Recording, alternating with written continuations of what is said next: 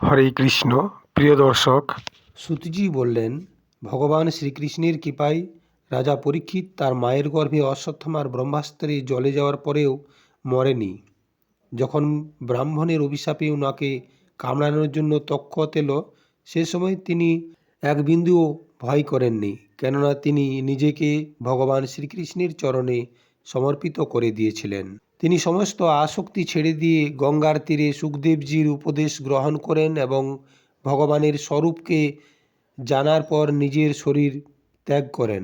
যাহারা ভগবান শ্রীকৃষ্ণের লীলাকথা পাঠ করে ও শ্রবণ করে, তাদের কখনো মোহ উৎপন্ন হয় না।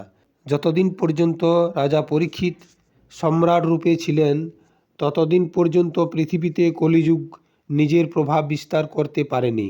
কলির আগমন তো তখনই হয়েছিল যেদিন ভগবান শ্রীকৃষ্ণ পৃথিবীকে পরিত্যাগ করেছিলেন।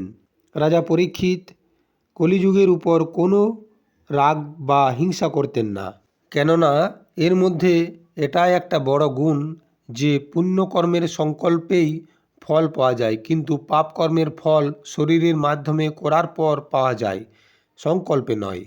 অতএব হে ঋষিগণ, এতক্ষণ আমি আপনাদেরকে রাজা পরীক্ষিতের পবিত্র চরিত্র কথা শোনালাম, যা ভগবানের লীলা কথার সহিত যুক্ত। ভগবান শ্রীকৃষ্ণের এরকম অনেক লীলা আছে যা কল্যাণকামীদের শ্রবণ, পাঠ ও কীর্তন করা উচিত। তখন ঋষিগণ বললেন, সুতজি, আপনি দীর্ঘজীবী হন, কেননা মৃত্যুর প্রভাবে পড়ে থাকা আমাদের মতো মানুষকে আপনি ভগবান শ্রীকৃষ্ণের অমৃতময়ী উজ্জ্বল কীর্তির কথা শ্রবণ করান। যজ্ঞ করতে করতে যজ্ঞের ধোঁয়াতে আমাদের চেহারা ধোঁয়ার মতো হয়ে গেছে, তবুও এই কর্মের বিশ্বাস নাই।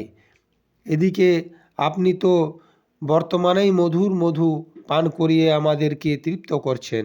সমস্ত প্রাকৃত গুণ থেকে অতীত ভগবানের অচিন্ত অনন্ত কল্যাণময় গুণগুলির পার তো ব্রহ্ম, শঙ্কর আদি বড় বড় যোগেশ্বররাও পায়নি। প্রিয় সুতজি, আপনি তো ভগবানকেই নিজের জীবনের ধ্রুবতারা মানেন, সেই জন্য আপনি সৎপুরুষদের একমাত্র আশ্রয় ভগবানের উদার ও বিশুদ্ধ চরিত্রগুলির আমাদের মতো শ্রোতাদের কাছে বিস্তারভাবে বর্ণনা করুন।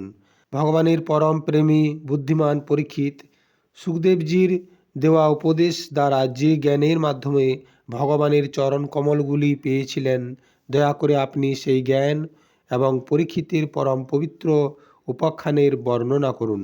তখন সুতজি মহারাজ বললেন, প্রিয় ভক্তমণ্ডলী, আমি বিলোম জাতি থেকে উৎপন্ন হওয়ার পরেও মহাত্মাগণের সেবা করার ফলে আমার জীবন সার্থক হয়ে গেছে। বিলোম শব্দের অর্থ হল উচ্চ বর্ণের মাতা এবং নিম্ন বর্ণের পিতার উৎপন্ন সন্তানকে বিলোমজ বলা হয়।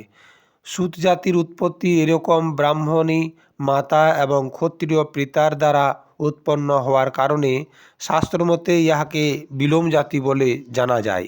মহাপুরুষগণের সঙ্গে কথাবার্তা করার মাত্রই নিজ কুল থেকে উৎপন্ন হওয়ার কথা ও মনের অবস্থা মিটে যায়। ভগবানের শক্তি অনন্ত, কেননা তিনি নিজেই অনন্ত। বাস্তবে উনার অনন্ত গুণের কারণেই উনাকে অনন্ত বলা হয়। ভগবানের গুণের সমান যখন কেউ হতে পারে না, তখন উনার চেয়ে বড়ও কেউ হতে পারে না।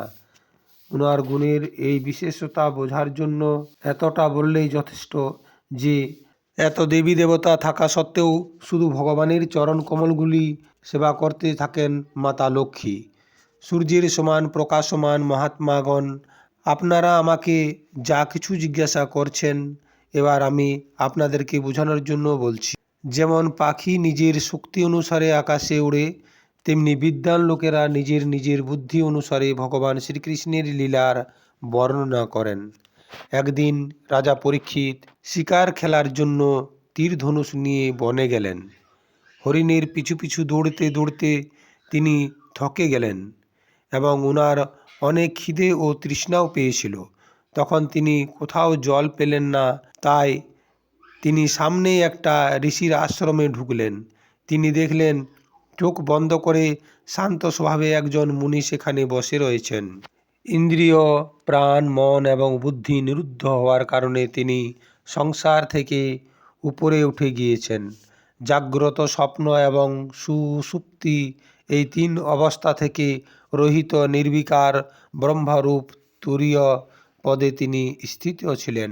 উনার মাথার জটাগুলি শরীরের উপর ছড়ানো ছিল। রাজা পরীক্ষিত এই অবস্থাতেই ওনার কাছে জল চাইলেন, কেননা তৃষ্ণায় তার গলা শুকিয়ে গিয়েছিল। যখন রাজার ডাকে মুনি সাড়া দিলেন না, রাজাকে বসার আসন দিলেন না, তখন রাজা নিজেকে অপমানিত মনে করলেন এবং তিনি প্রচণ্ড রেগে গেলেন।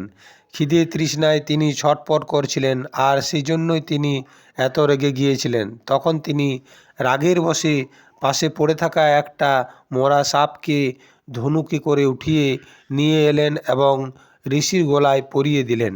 এরপর রাজা পরীক্ষিত নিজের রাজ্যে ফিরে চলে গেলেন। রাজা মনে মনে চিন্তা করলেন, চোখ বন্ধ করে ধ্যানে বসে থাকা মুনি কি সত্যিই নিজের সমস্ত ইন্দ্রিয় বৃত্তিগুলিকে নিরোধ করে নিয়েছিলেন, নাকি মিথ্যা ঢং করে বসেছিলেন? যে মুনির গলায় সাপটি পরিয়েছিলেন সেই মুনির নাম ছিল শমিক মুনি। ওই শমিক মুনির পুত্রটি ছিল অনেক বড় তেজস্বী। যখন মুনিপুত্র শুনলেন যে তার পিতার সাথে রাজা এই দুর্ব্যবহার করেছে, তখন তিনি বলতে লাগলেন, এই রাজারা উচ্ছিষ্ট ভোজী কাকের মতো নীচ কাজ করছে। ব্রাহ্মণদের দাস হওয়ার পরেও এরা দরজায় পাহারা দেওয়া কুকুরের মতো নিজের মালিককেই গালি দেয়। ওদের দরজায় দাঁড়িয়ে পাহারা দেওয়া উচিত, ঘরের ভিতরে গিয়ে মালিকের থালায় খাবার খাওয়ার অধিকার নেই। এই পাপী রাজাকে আমি এক্ষুনি শাস্তি দেব।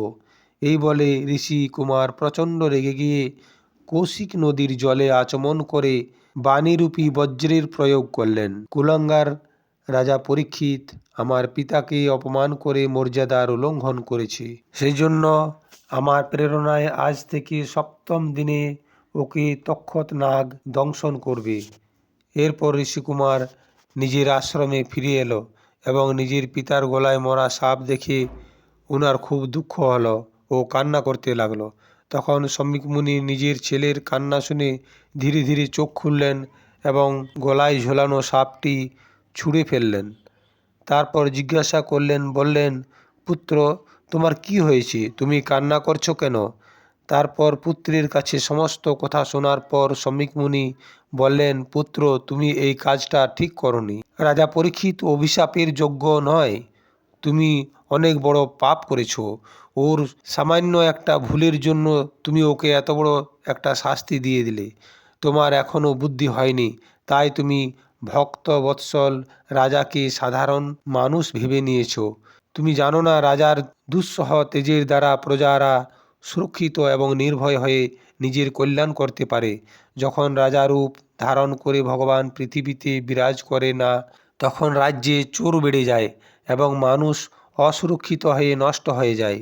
রাজা নষ্ট হয়ে গেলে চুরি বেড়ে যাবে এবং মানুষ নিজের মধ্যে মারামারি করবে, সমাজে বিশৃঙ্খলা সৃষ্টি হয়ে যাবে, পশু ধন, স্ত্রী ধন সম্পদ ইত্যাদি চুরি হবে, আর সেই সাথে মানুষের বর্ণাশ্রমের সাথে যুক্ত বৈদিক আর্য ধর্ম লুপ্ত হয়ে যাবে।